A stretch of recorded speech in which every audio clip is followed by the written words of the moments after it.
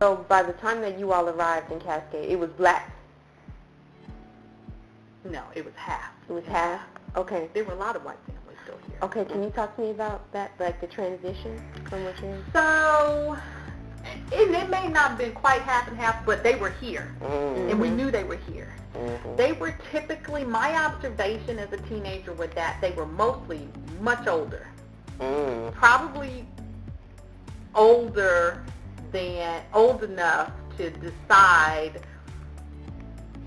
that they were going to stay, and it was easier for them to stay than to move. It was a regular observation to see the next couple of generations coming back visiting their families. Several families on Cascade Road, just, they were peppered. I wouldn't say it was 50-50, but they were definitely still here. But older whites mainly? Yes. Okay, that makes sense. Only much older whites. All the way down Cascade. And they're still here. Some of those families are still here, but they're much, much older. Right. Very quiet. What used to be interesting is that we could drive down Cascade and we knew which homes were, because it was not uncommon to see them put a barrier at the street to their driveway to their home. Now, that is simply for real. It just was what it was back in the day. Right. But some kind of little barrier. It might have been a chain. It might have just been like an arm, or it might have been a gate. I did notice that. Right. Was it just one home? No, it wasn't just one home. But clearly, the majority of the neighborhood by the time I came here was African American. There were homes that you didn't know who was living there.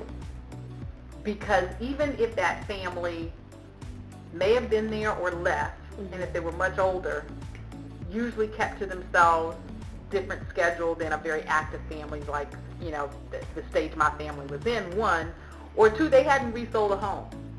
And the families hung on to those homes, and the homes were vacant. So they moved, but the retained the property. Retained. I do know of instances like that. Because I've heard of instances like that. Right. But for the most part, it was majority black, but there were more whites than there are now. So attending school? Oh, none. I can tell you right now, the class of 1986, we had 2 whites. 2. We had 2. We had 1 Asian.